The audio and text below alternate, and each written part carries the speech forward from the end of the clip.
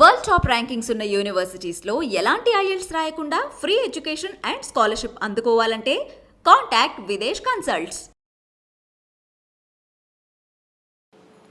నమస్కారం, welcome to I dream. నేను మీ విజిత. ప్రస్తుతం మనతో పాటు ఉన్నారు బ్రహ్మశ్రీ డాక్టర్ సామవేదం షణ్ముఖ శర్మ గురూజీ గారు మనతో పాటు ఉన్నారు. ఇప్పుడు గురుగారితో మాట్లాడి శ్రీ క్రోధినామ సంవత్సరంలో ఏ రకంగా ఉండబోతుంది అడిగి తెలుసుకుందాం. నమస్కారం గురుగారు. నమస్కారం. ఎలా ఉన్నారు గురుగారు?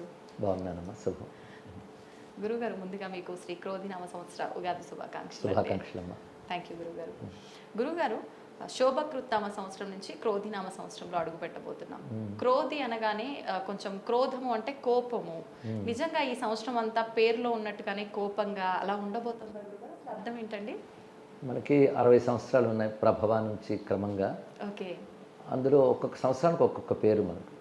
ఇది 60 సంవత్సరాలు 38వ సంవత్సరం క్రోధి అవుతున్నది. ఇంతకుముందు శోభకృత్తు శుభకృత్తు ఇవన్నీ అయ్యాయి.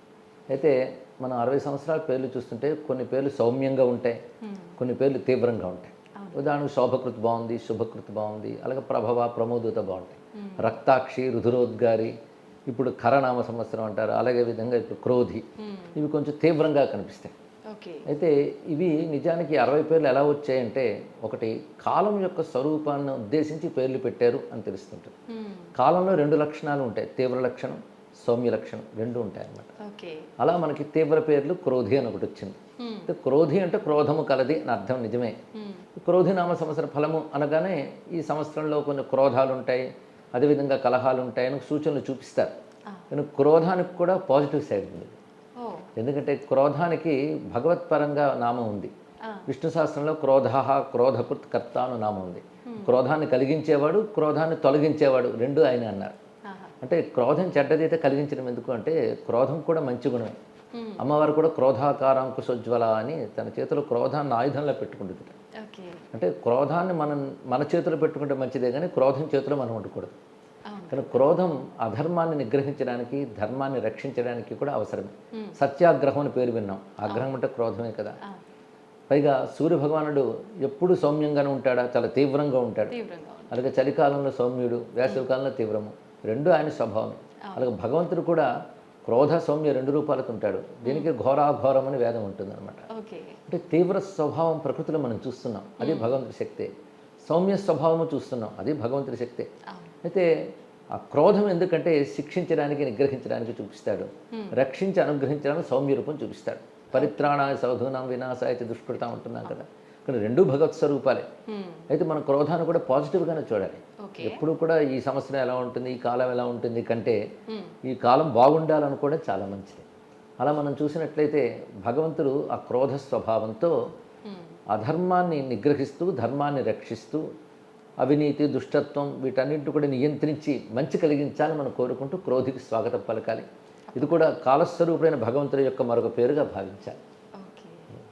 గురుగారు, మీరు అన్నారు ఎలా ఉండబోతుంది ఆలోచించడం పక్కన పెట్టేసి బాగుండాలని కోరుకోవాలని. కానీ ప్రజలందరికీ ఎలా ఉండబోతుంది తెలుసుకోవాలని కొంచెం ఆశ అయితే ఉంటుంది కదా గురుగారు. వ్యవసాయ రీత్యా కానీ, వర్షాల రీత్యా కానీ ఏ రకంగా ఉండబోతుంది గురుగారు?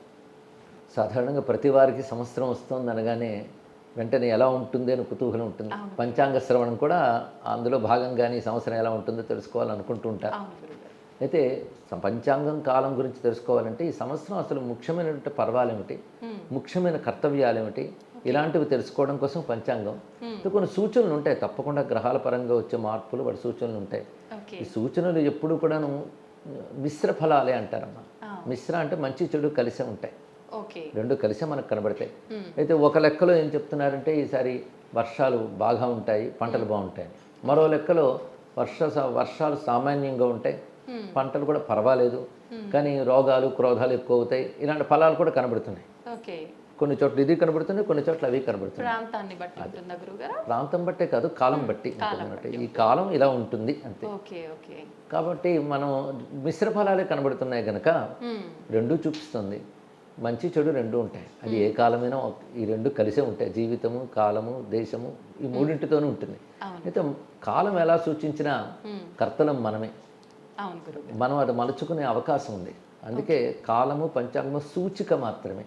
ఇలా ఉండే అవకాశం ఉంది కనుక మనం ఎలా ఉండాలో తెలుసుకోవాలి. ఇక్కడ మనలో ముందు సద్భావం, పెంచుకుంటూ మంచి జరగాలని ఒక శుభ ఆకాంక్ష చేస్తూ భగవంతుని ప్రార్థన చేస్తూ మనం మంచి చేసినప్పుడు మనం మంచి కలుగుతుంది.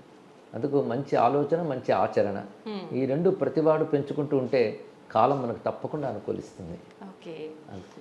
అయితే గురుగారు, పండగ వచ్చింది అనగానే ప్రస్తుత రోజుల్లో చూసుకుంటే కొత్త బట్టలు వేసుకున్నామా, మనకు నచ్చిన పిండి వంటలు వండుకొని తిన్నామా, ఇదంతా ఒక ఆడంబరంగా మాత్రమే మారిపోయింది. నిజంగా పండగ జరుపుకోవడం ఏ రకంగా, మన సనాతన ధర్మం ఏం చెప్పింది గురుగారు పండగల? మన పండుగలకి ప్రధానంగా ఒక దివ్యత్వం ఉంది. అదేవిధంగా సామాజిక కుటుంబపరమైనటువంటి వేడుకలు ఉన్నాయి. రెండు కలిసి ఉంటాయి మన పండుగల్లో. అదే ప్రత్యేకత. మన పండుగల యొక్క తీరు ఎలా ఉంటుందంటే అన్ని పండుగలు ఒక్కలా ఉండవు. ఒక్కొక్క పండుగ ఒక్కొక్క ప్రత్యేకత. అది సనాతన ధర్మంలో అంటే హిందూ ధర్మంలో ప్రత్యేకతలు. అది మనం మారుతున్న ఋతువులు, ఆ ఋతువులు వచ్చే మార్పులు, వీటిని అనుసరించి పండుగలు ఉంటాయి. ఏ ఒక్క పండుగ ఒకలా ఉండదు. సంక్రాంతి ఒకలా ఉంటుంది, ఉగాది ఒకలా ఉంటుంది, నవరాత్రులు ఒకలా ఉంటాయి, గణపతి నవరాత్రులు ఒకలా ఉంటాయి.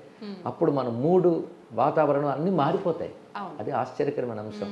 అంటే ఈ కాలంలో వచ్చే మార్పులను అనుసరించి మన పెద్దవాళ్ళు పర్వాలు ఏర్పాటు చేశారు. అలా ఒక్కొక్క సమయంలో ఒక్కొక్క కర్తవ్యాలు కూడా చెప్పారు. పండగ అన్నప్పుడు 10 మంది కలుసుకోవడం, మంచి మాటలు చెప్పుకోవడం, శుభాకాంక్షలు చెప్పుకోవడం ఇవన్నీ అవసరమే. కానీ పండగ అన్నప్పుడు ఈ కుటుంబ పరంగా చేసుకునే వేడుక ఎంత అవసరమో దైవికమైన కృత్యాలు కూడా అంత అవసరం. ఎందుకంటే ఈ సమయంలో వచ్చే మార్పు వల్ల ఒక దివ్యత్వాన్ని మనం అందుకోగలగాలి. ఆ దివ్యత్వం అందుకోవడం కోసం పద్ధతులు చెప్పారు. ఏ పండుగ ఎలా చేసుకోవాలని పద్ధతి. అంటే క్రమక్రమంగా ఆ పద్ధతులు తెలియక ఏదో కొంతమేరకు అనుకరిస్తున్నారు, వారికి ఇచ్చ వచ్చినట్టు చేసుకుంటున్నారు. అయితే ఉగాది ఎలా చేసుకోవాలి అనే దానికి మన పద్ధతి ప్రధానంగా సామాన్యులకు కూడా తెలియవలసింది ఏంటంటే బ్రాహ్మీ ముహూర్తే ఉత్థాయ, అంటే సూర్యోదయాత్ పూర్వమే నిద్ర లేచి, అంటే బ్రాహ్మీ ముహూర్తం లేచి, ఆ లేచినప్పుడు ఒక మంచి ఆకాంక్ష, ఈ రోజు బాగుండాలి, ఈ సంవత్సరం బాగుండాలని ఆకాంక్షతో లేవాలి. మన గ్రంథాలు కూడా ఏం చెప్తున్నారంటే పొద్దుటే ఎలాంటి భావాలతో లేస్తామో అదే భావం రోజు అంతా ఉంటుంది అనుకున్నది. అంతే, ప్రారంభం ఎలా ఉంటుందో కొనసాగింపు అలాగే ఉంటుంది. అయితే ఇది ఈ రోజుకు ప్రారంభమే కాకుండా ఈ సంవత్సరానికి ప్రారంభం కనుక సద్భావాలతో నిద్రలేచి, మన భావం భగవంతునితో అనుసంధానం అయితే ఫలం ఎక్కువ కనుక మన సద్భావం భగవంతుని నివేదించుకొని లేచి ముందుగా చేయవలసినటువంటిది కాలకృత్యాలు. అభ్యంగ స్నానం ఈరోజు తప్పకుండా చేయాలి. అభ్యంగ స్నానం అంటే తలంటు స్నానం అనేటువంటిది చేయాలి. ఆ తర్వాత నూతన వస్త్ర ధారణ చేసి ఇంట్లో పూజ చేసుకుని, అది కూడా గణపతిని సరస్వతిని ముందు పూజించి, తన ఇష్టదేవతని పూజించి, ఆ తర్వాత చేయవలసింది పంచాంగ శ్రవణం చేయాలి. పంచాంగ శ్రవణం ఉన్నప్పుడు ఈ సంవత్సరం పేరు, ఈ సంవత్సరం ఏమిటి, పైగా ఇది మంగళవారం ప్రారంభం అవుతుంది కనుక కుజుడు దీనికి అధిపతి కనుక ఈ సంవత్సరానికి రాజు కుజుడు అని చెప్తారు. దానికి ఒక ఫలితం ఉంటుంది. అలాగే ఒక దేశానికి పాలన ఎలా ఉంటుంది, ఈ కాలానికి కూడా ఒక రాజు, మంత్రి, సేనాపతి, అలాగే వివిధములైన వ్యవస్థలు ఉంటాయి. గోపాలకుడు ఇలా చెప్తూ వాటి ఫలితాలు కూడా ఉంటాయి. నాయక ఉపనాయకులు అంటారు వాళ్ళు. వాటి ఫలితాలు పంచాంగ శ్రవణలో చెప్తూ ఉంటారు. ఇలాగ చెప్పిన మిశ్ర ఫలితాలు చూపిస్తూ ఉంటాయి అన్నమాట. అవి చెప్పుకొని ఈ సంవత్సరం నుండి విశేషాలు ఏమిటి, ఉదాహరణ పుష్కరాలు ఏమొస్తాయి, గ్రహణాలు ఎప్పుడు ఉంటాయి, ఈ సంవత్సరంలో చేయవలసిన విధులు ఏమిటి, ఇలాంటివన్నీ తెలుసుకుంటూ, అదేవిధంగా ఏవైనా గ్రహ సంబంధమైన వ్యత్యాసాలు ఉంటే పరిష్కారాలు ఏమిటి, దానాలు ఏం చేయాలి, ఇవన్నీ కూడా పంచాంగం చెప్తుంది. ఆ పంచాంగ శ్రవణ చేయాలి. పంచాంగం అంటే తిథి, వార, నక్షత్ర, యోగ, కరణ, ఈ ఐదింటిని పంచాంగం అని అంటారు. అది ప్రతిరోజు ఉంటుంది. మనం ప్రతిరోజు పంచాంగం చెప్పవలసిందే. ఎందుకు అంటే వీటికి అధిదేవతలు ఉంటారు. కాలాల్లో తిథి, వార, నక్షత్రాలకు అధిదేవతలు ఉంటారు. వాటిని మనం స్మరించితే అధిదేవతల అనుగ్రహం లభిస్తుంది. అందుకే ఈ పంచాంగ శ్రవణం చేయడం వల్ల ఆ కాల దేవతల యొక్క కృప మనకు లభించాలి అనే ఉద్దేశం. అలాగే సంవత్సర పురుషుడు ఉంటాడు ఈ సంవత్సరానికి అంతటికి అధిదేవతగా. అతను క్రోధినామ సంవత్సరం. అతను సంవత్సరం భగవంతుడి పేరు. మన విష్ణు శాస్త్రంలో కూడా అహ సంవత్సరో వ్యాల ఋతు సుదర్శన కాల అని నామాలు ఉన్నాయి. అంటే భగవంతుడి పేర్లే సంవత్సరము. ఇవన్నీ కూడా సంవత్సరో విషు వర్ణై అని వేదమంత్రం కూడా ఒకటి ఉన్నది. అంటే అనేక మార్పులతో కూడినటువంటి ఈ సంవత్సరము. మార్పులు అంటే ఋతువుల్లో మార్పు, ప్రతి మార్పులో ఒక అందం ఉంటుంది. అందుకే మారుతున్న ఋతువులతో కూడిన సంవత్సరం అంతా కూడా ఒక భగవత్ స్వరూపంగా భావన చేస్తూ ఈ సంవత్సర కాలం మనకు అనుకూలం కావాలి అని ఒక భక్తి భావంతో, పవిత్ర భావంతో మనం పంచాంగ శ్రవణం చేస్తాం. ఏదో ఇన్ఫర్మేషన్ తెలుసుకుంటున్నట్టు కాకుండా ఒక భగవత్ సాధన కింద మనం చేస్తాం. ఇది పంచాంగ శ్రవణం తర్వాత కృత్యం. ఇక మూడవ కృత్యం ఏంటంటే ఉగాది ప్రసాదం. అందరూ ఉగాది పచ్చడి అంటారు, కానీ నా పచ్చడి శబ్దం వాడకుండా ప్రసాద శబ్దం వాడుతున్నాను. ఉగాది ప్రసాదం అనేది చక్కగా ఉంటుంది. ఇది చేసే పద్ధతి కూడా శాస్త్రమే చెప్పింది. ఇప్పుడు అనేక మంది ఉగాది పచ్చళ్ళు చేస్తారు.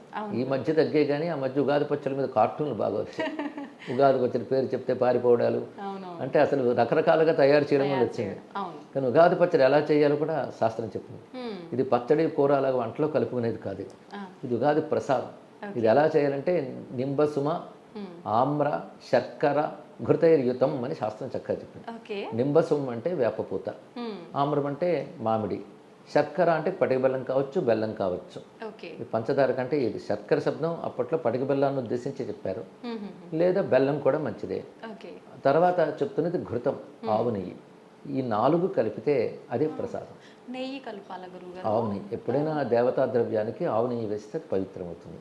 కానీ సాధారణంగా చాలా మంది ఉగాది తెలియదు. ఆ పచ్చళ్ళు- మాట కూడా ఆ. చెరుకు ముక్కలు, చింతపండు, అవును, తాలింపు సోంపు. ఇన్ని వేసేస్తున్నారు. అవేవీ లేవు దీనిలో. కేవలం ఉగాది ప్రసాదం చేసే విధానం ఇంతే. నింబసుమ, శర్కర, ఆమ్ర, ఘృతైర్యుతం మ్మ్. అంతే. ఇది మనం నివేదన చేసి తీసుకోవడం. దీనికి ఏవి కల్పన అవసరం లేదు. ఇది ఈ విధంగానే చెయ్యాలని శాస్త్రం స్పష్టంగా రాసి ఉన్నది.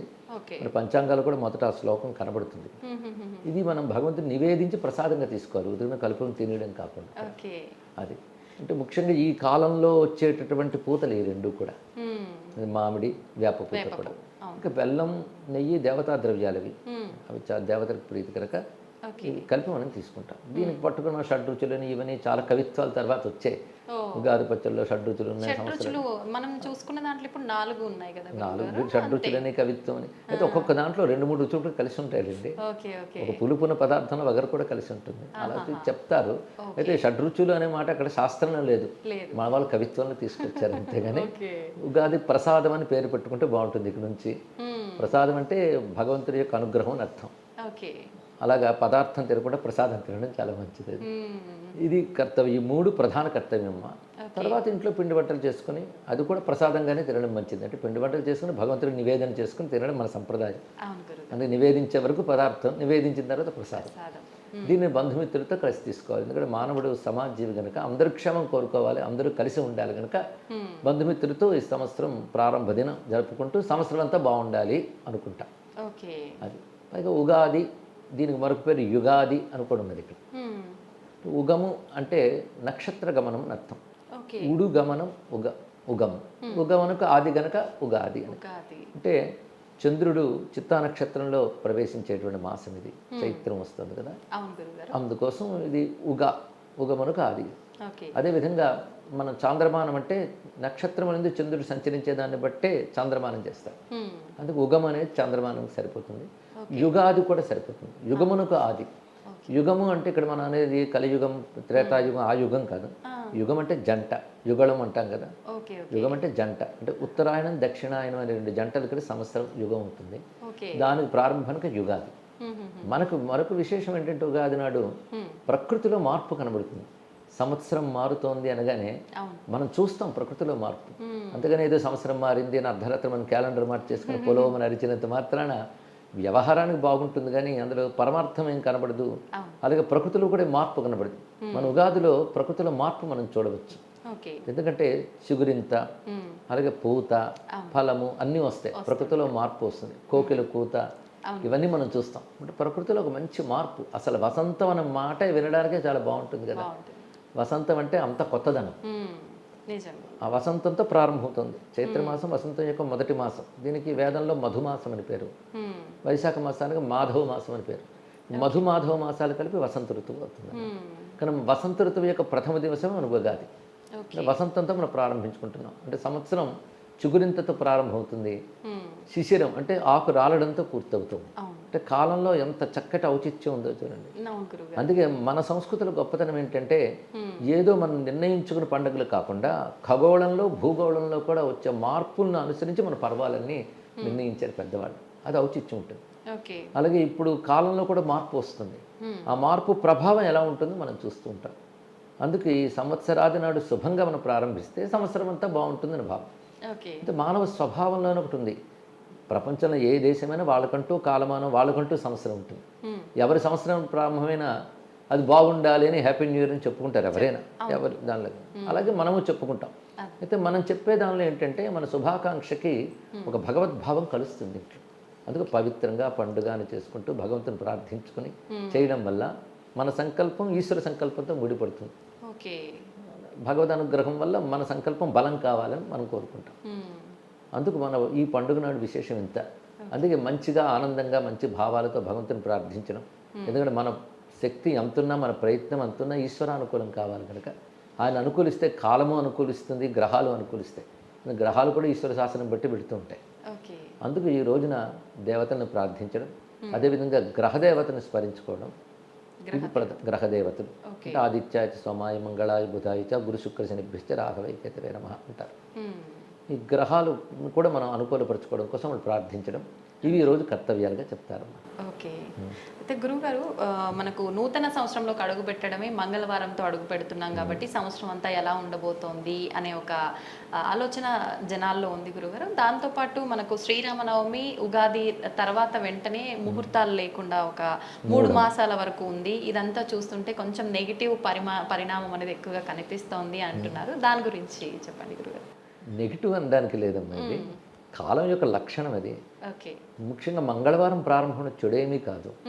ఎందుకంటే ప్రతి వారము మంచిదే, ప్రతి గ్రహము మంచిదే. ఓకే. అంటే గ్రహాలన్నీ ఈశ్వరుని అనుగ్రహాలే. అందుకు కాలంలో ఇది చెడ్డదని లేదు, అలాగే రోజుల్లో ఇది చెడ్డ రోజు అనేది లేదమ్మా. కాలం మంచిదే. అయితే దేనికి ఏది మంచిది అనేది చూసుకోవాలి ఇక్కడ. మంగళవారం కొన్నిటికి చాలా మంచిది, కొన్నిటికి చేయదు. అలాగే ప్రతి వారం కూడా కొన్నిటికి పనికొస్తుంది, కొన్నిటికి పనికిరాదు. అది కూడా ఆ కాలశక్తిని అనుసరించి చెప్పారే తప్ప మంచి చెడు ఏమీ లేదు.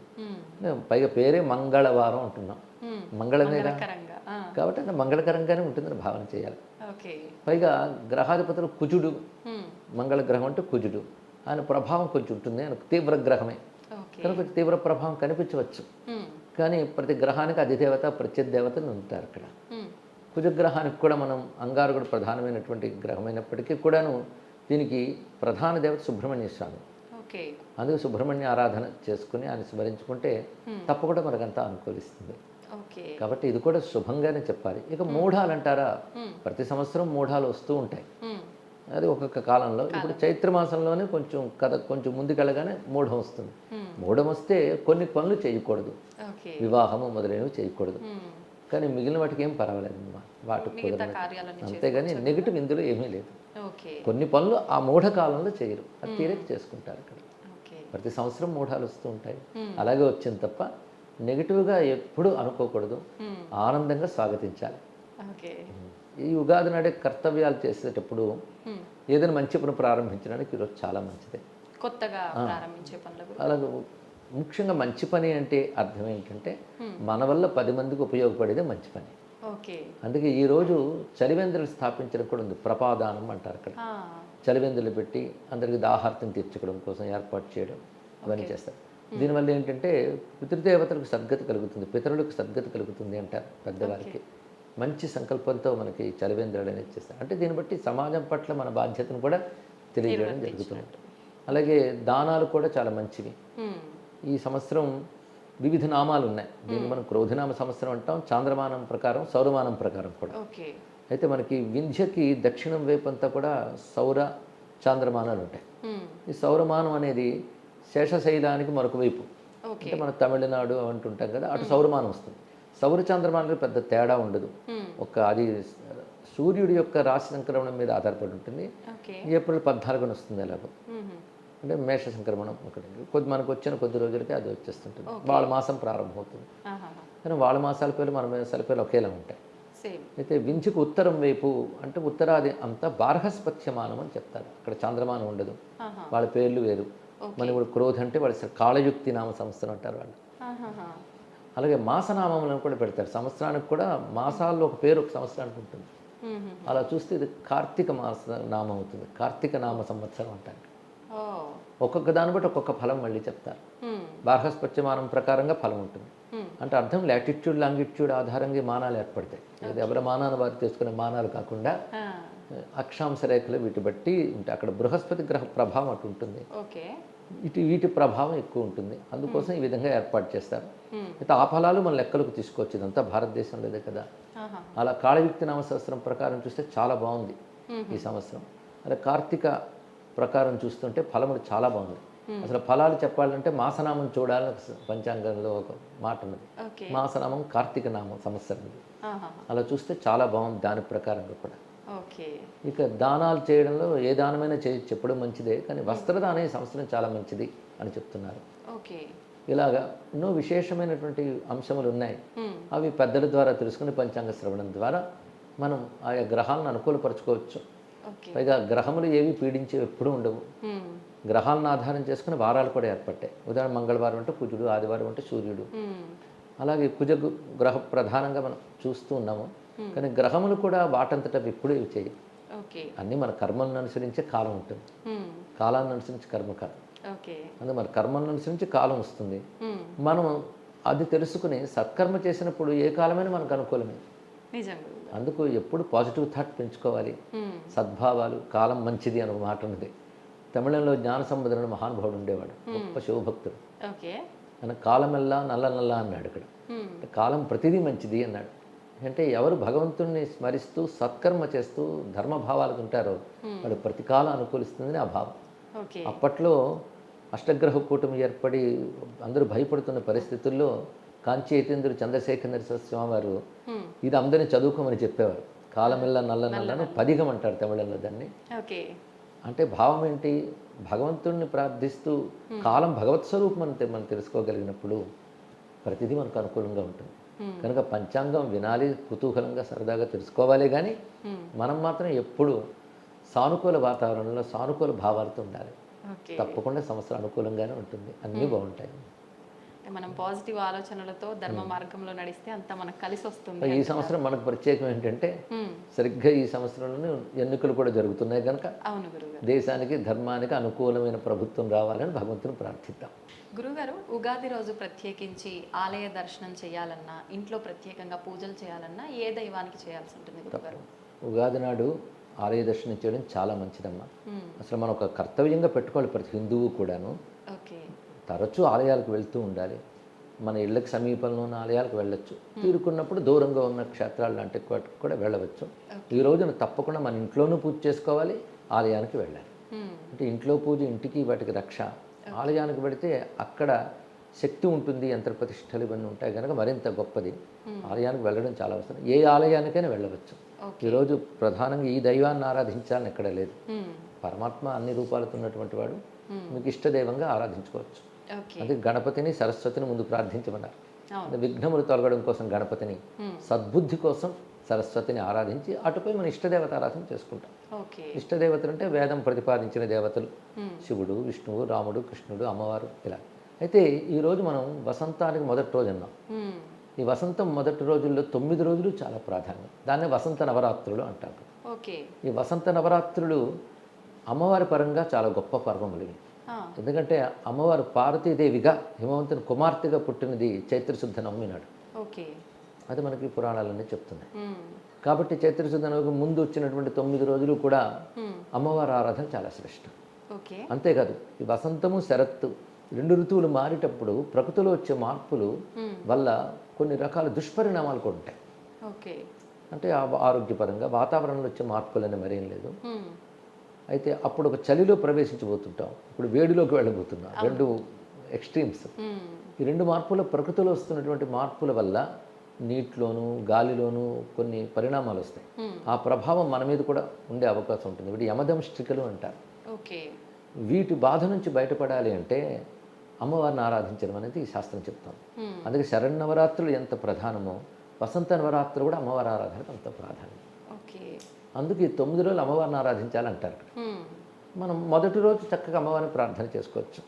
ఎందుకంటే అమ్మవారంటే ఎవరో కాదు, సృష్టిని నడిపే మహాశక్తి. ఆ శక్తే విద్య ఇచ్చేటప్పుడు సరస్వతి, ఐశ్వర్యం ఇచ్చేటప్పుడు లక్ష్మి, అదేవిధంగా ధర్మరక్షణ చేసేటప్పుడు దుర్గా ఇత్యాది పేర్లతో చెప్పబడుతుంది. సూర్యమండలంలో వేద స్వరూపంగా గాయత్రి అంటున్నాం. ఇన్ని పేర్లతో ఒక ఆతల్లే. ఆవిడే లలితాంబ అనండి, దుర్గాంబ అనండి, శారదాంబ అనండి. అమ్మవారిని ఆరాధించుకోవడం ఒకటి చాలా మంచిది. ఇక రెండవది చైత్రశుద్ధ నవమి నాడే రామచంద్రమూర్తి ఆవిర్భవించినటువంటి రోజు కనుక వసంత నవరాత్రులు రామనవరాత్రులను కూడా చెప్పచ్చు. రామచంద్రమూర్తి ఆరాధన చేసుకోవచ్చు. ఆయన ధర్మరక్షణ కోసం వచ్చినటువంటి నారాయణుడు కనుక రామపూజ కూడా చాలా మంచిది. అసలు రామనామం అందరికీ రక్ష. అది కనుక రామనామం, రామారాధన చాలా శ్రేష్టం ఈరోజు. గురువుగారు ఇప్పుడు నవరాత్రుల గురించి చెప్పారు కదా, ఇంట్లో నవరాత్రుల పూజ చేసుకోవాలి అనుకునే వాళ్ళు ఏ రకంగా చేసుకోవచ్చు గురువుగారు? అంటే సాధారణంగా శ్రీ విద్య లాంటి ఉపాసన మార్గంలో ఉన్నవాళ్ళు మ్మ్.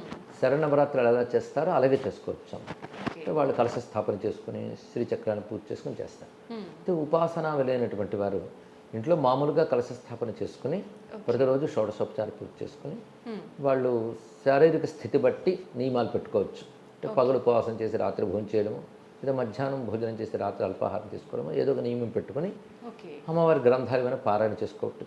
సహస్రనామాలు కానీ దేవి మహాత్మ్యం కానీ ఇలాంటివి పారాయణ చేసుకోవచ్చు. మంత్రం ఉన్నవాళ్ళు మంత్ర జపం చేసుకోవచ్చు. లేని వాళ్ళు అమ్మవారి నామాలు జపం చేసుకుని స్తోత్ర పారాయణ చేసుకోవచ్చు. ఓకే. గురుగారు, నవరాత్రులు అనగానే అమ్మవారి నవరాత్రులు అంటే ఒక్కొక్క రోజు ఒక్కొక్క రకంగా అమ్మవారిని పూజించాలి, ఆ రకంగానే నైవేద్యం అమ్మవారికి నివేదన చేయాలి అంటుంటారు కదా, ఈ నవరాత్రులకు కూడా అలాంటి స్పెషాలిటీ ఉంది? శరన్నవరాత్రుల్లో కూడా అది లేదమ్మా. ఈ రోజు అమ్మవారు ఆ రోజు అమ్మవారు అనేటటువంటిది ఎక్కడ శాస్త్రంలో లేదు. ఓకే. అది కేవలం ఒక ఆలయంలో రోజుకు ఒక అవతారం వేయడం అనేది చేస్తారు. అవునవును. అది పట్టుకుని ఇళ్లలో కూడా అన్వయించుకుంటున్నారు. పైగా ఆలయాల్లో కూడా ప్రతి ఆలయం ఒకేలా చేయదు. అవును గురుగారు. కనకదుర్గమ్మ ఆలయం ఒకటి చేస్తే భద్రకాళి ఆలయం మరొకలా చేస్తాం. కానీ ఈ రోజు ఈ అవతారం అని ఎక్కడా లేదమ్మా. ఓకే. 9 రోజులు అమ్మవారి పూజ అంతే. అంతే. అది తెలుసుకోవచ్చు. అయితే కుమారి పూజ చేస్తారు కొంతమంది, మ్మ్. సువాసిని పూజ చేస్తారు. కుమారి రెండేళ్ల అమ్మాయి నుంచి 9 ఏళ్ల వరకు చేయడం ఉన్నది. ఆ కుమారి పూజ చేసినప్పుడు రోజుకు ఒక పేరుతో నవదుర్గల పేర్లు చెప్తారు ఇక్కడ. ఓకే. ఓకే. అంతేగాని ఈ రోజు సరస్వతి, ఈ రోజు లక్ష్మి ఇలాగని అట్లా చెప్పడానికి ఏం లేదు. లేదమ్మా. ఓకే. అలాగే ఇప్పుడు కూడా అదే పద్ధతిలో చేసుకోవచ్చు. ఓకే. నైవేద్యం విషయానికి వస్తే గురు, నైవేద్యం కూడా ఈ రోజు ఈ నైవేద్యం ఇక్కడ లేదమ్మా. అయితే సాధారణంగా దేవతారాధనలో సాత్వికమైన నైవేద్యాలు పెడుతుంటారు కదా, అలాంటి వాళ్ళ వీలుని బట్టి చేసుకోవచ్చు. ఓకే. ఎవరు వీలుని బట్టి వాళ్ళు వాళ్ళు చేసుకోవచ్చు. చేసుకోవచ్చు. నియమాలు ఏమీ లేవు. లేవు, మనకు తోచిన నియమాలు మనం పాటించుకుంటే ఏది చేయగలమో అది చేస్తే సరే. ఓకే. ఈ రోజు ఈ నైవేద్యం పెట్టాలని అక్కడ లేదు. ఓకే. అయితే దేవి భాగవతంలో నవరాత్రులకు ఉద్దేశించి కాకుండా పాడ్యం నాడు అయితే ఏం పెట్టాలి, విధి నాడు ఏం పెట్టాలి అంటే ఆ గ్రహస్థితి బట్టి, ఓకే. ఆ రోజులు బట్టి ఏవి ఎలా పెడితే ఏ ఫలితం వస్తుందో ఒకటి ఉంది. అది శరణవరాత్రులకు అన్వయించుకుంటారు, ఈ నవరాత్రులకు కూడా అన్వయించుకుంటారు. చేసుకుంటే తప్పు లేదు అవి, కానీ అలాగే చెయ్యాలని మాత్రం లేదు. మనకు తెలిసిన మేరకు చేసుకోవచ్చు. తెలియలేదు కదా అని మానేయక్కర్లేదు. ఓకే. నార్మల్ గా మనకు తోచిన విధంగా పూజ చేసుకుంటే సరిపోతుంది. సరిపోతుంది. పండగలు వస్తున్నాయి అనగానే ప్రతి ఒక్కరు కూడా ఆడంబరంగా జరుపుకోవడము, అసలు ఏంటి మన సనాతన ధర్మం పండగల గురించి ఏం చెప్పింది ఏంటి, ఇవన్నీ పక్కన పెట్టేస్తున్నారు గురుగారు. నిజంగా మళ్ళీ ఈ తరం మాలాంటి వాళ్ళకి ఆ విశిష్టతను అంతా చాలా క్లియర్గా అర్థమయ్యేటట్టుగా తెలియజేశారు గురుగారు. ధన్యవాదాలు. శుభమ్మా.